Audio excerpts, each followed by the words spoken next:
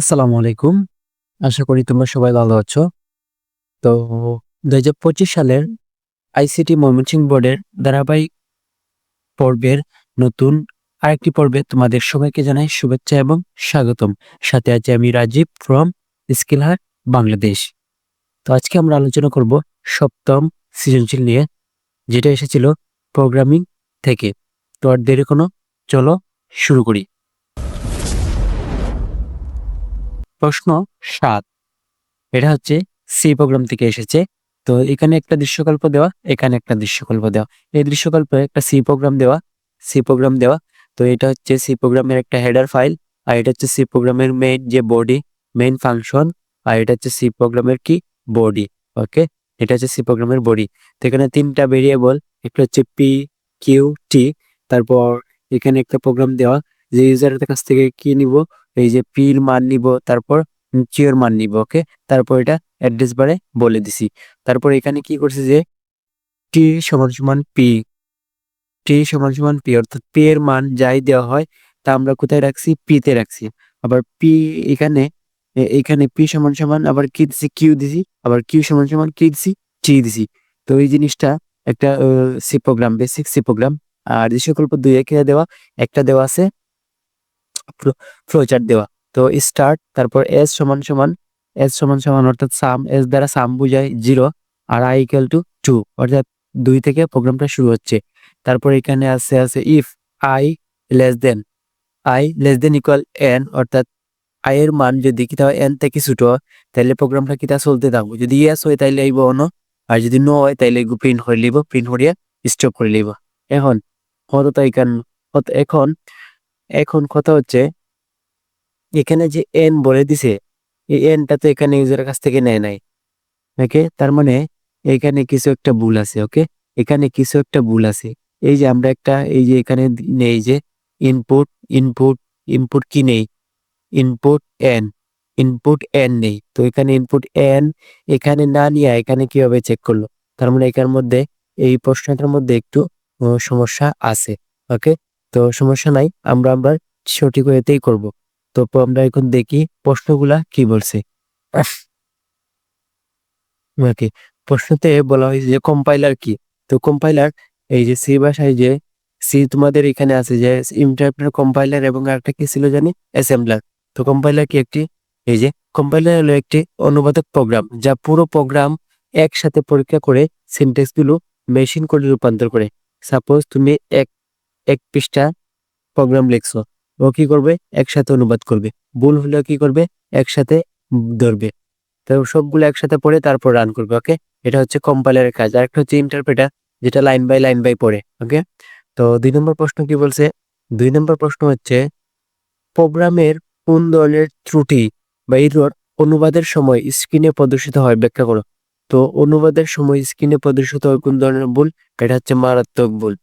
প্রোগ্রামের সিনট্যাক্স ভুল বা ত্রুটি অনুবাদের সময় স্ক্রিনে প্রদর্শিত হয়, কারণ সিনট্যাক্স ভুল হলে প্রোগ্রামিং ভাষার ব্যাকরণগত ভুল, কারণ সিনট্যাক্স ভুল হলো প্রোগ্রামিং ভাষার ব্যাকরণগত ভুল। যেমন বানান ভুল, ব্র্যাকেট না দেওয়া, চলকের মান বলে না দেওয়া। এই যে এখানে যারা তারা কি করছে, ওনারা কি করছেন, এখানে এই যে ইনপুট যে এন এর নাম কিন্তু চলকের নাম বলে দেয় নাই, কিন্তু এখানে কি করছে, চলকের মান আবার কি করছে, এই যে আবার এখানে চেক করছে। ওইটা কিন্তু ভুল হবে। ওকে, চলকের মান স্ক্রিনে ধরা পড়বে। তো এই যে চলকের মান বলে না দেওয়া ইত্যাদি। কম্পাইলার দিয়ে অনুবাদকের সময় সিনট্যাক্স ভুল সহজেই ধরা পড়ে এবং স্ক্রিনে এরর মেসেজ দিয়ে জানিয়ে দেওয়া হয়, ফলে ভুলগুলো খুব সহজেই সংশোধন করা হয়। আচ্ছা, এই তো 1 গেল, 2 গেল। এখন 3 নম্বর প্রশ্নে কি বলছে, 3 নম্বর প্রশ্নে বলছে দৃশ্যকল্প 1 এ পি এর মান 5 এবং কিউ এর মান 4 হইলে প্রোগ্রামটির ফলাফল ব্যাখ্যা করো। এইখানে যে প্রোগ্রামটা দেওয়া, এই প্রোগ্রামটার কথা বলা হয়েছে ব্যাখ্যা করতে। তো পি সমান সমান কত, এখানে পি সমান সমান কত ধরার কথা বলছে এখানে তারা, এই যে পি সমান সমান কত, 5। পি সমান সমান যদি 5 হয়, অর্থাৎ টির মানও কত, এখন 5 হয়ে যাবে। তো এখানে এসে কি হয়েছে, পি সমান সমান কি হয়ে গেছে, অর্থাৎ কিউ সমান সমান কত, কিউ সমান সমান এখানে বলা হয়েছে 6। পি কিউ সমান সমান 6, তো এখানে আবার কিউ সমান সমান টি, তো আবার কিউ সমান সমান কত হয়ে যাবে, এই যে 5 হয়ে যাবে। ওকে, পি সমান সমান, তাহলে আমরা এটা একটু ব্যাখ্যা করবো। ওকে, চলো আমরা একটু ব্যাখ্যা করি। তো প্রথমে আমরা লিখে দিব, কি লিখবো যে উদ্দীপকে আমি কি সম্পূর্ণ লিখবো। ওকে, লিখে দেই যে প্রথমে লিখতে হবে যে উদ্দীপকের দৃশ্যকল্প, উদ্দীপকের দৃশ্য দৃশ্যকল্প দৃশ্যকল্প 1 এ একটি সি প্রোগ্রাম দেওয়া আছে। একটি সি প্রোগ্রাম দেওয়া আছে। ওকে, যেখানে যেখানে যেখানে পি কিউ টি তিনটি চলক ব্যবহৃত হয়েছে। তিনটি চলক এই যে ব্যবহৃত হয়েছে। এখন এখানে প্রোগ্রাম অনুযায়ী যেমন এখানে কি বলছে যে এই যে টি সমান সমান পি, তারপর পি সমান সমান কিউ, আবার এই যে কিউ সমান সমান কত টি। এখন প্রশ্ন মতে কি বলা হয়েছে, এই যে প্রশ্ন মতে বলা হয়েছে যে পি সমান সমান কত ধরতে, 5 ধরতে, এবং কিউ সমান সমান কত, 6 ধরতে। তাহলে কি হবে, এই এই এই সমীকরণটা এখন কি হবে যদি আমরা পি সমান সমান 5 ধরি এবং কিউ সমান সমান 6 ধরি। তো ফলাফলটা হবে এই যে টি টি সমান সমান কত, এই যে পি, আবার পির মান সমান সমান কত, 5, অর্থাৎ পির মান এখন আমার 5। আবার দ্বিতীয় লাইনে বলছে যে পি সমান সমান কিউ, আবার কিউ সমান সমান আমার কত ধরছে, এই যে 6, অর্থাৎ আমার কিউ এর মানে এখন 6। ওকে, কিউ এর মানে এখন 6। তারপর আবার কি বলছে যে এই যে কিউ সমান সমান টি, তো টির প্রথম মান কত ধরছিলাম আমি, টি সমান সমান কত, এই যে 5, টির মান কত 5, তো টি হয়ে যাবে আবার 5। তো এই তো ছিল এইটার একটা ব্যাখ্যা। তো এখন এই ব্যাখ্যাটা উত্তর লিখে দিবা এইরকম, অর্থাৎ অর্থাৎ দিয়ে অর্থাৎ অর্থাৎ দিয়ে লিখে দিবা যে প্রোগ্রাম প্রিন্ট করার সময়, এই যে প্রোগ্রাম প্রিন্ট প্রোগ্রাম প্রিন্ট করার সময় পি সমান সমান 6 এবং কিউ সমান সমান 5, ফলাফল হিসেবে কিউ সমান সমান 5। এই যে এখন এই যে কি এইখানে এই যে কিউ সমান সমান এখন 5 হয়ে যাবে, আর এখানে এই যে পি সমান সমান কত হয়ে যাবে, এই যে পি সমান সমান কত হয়ে যাবে, 6 হয়ে যাবে।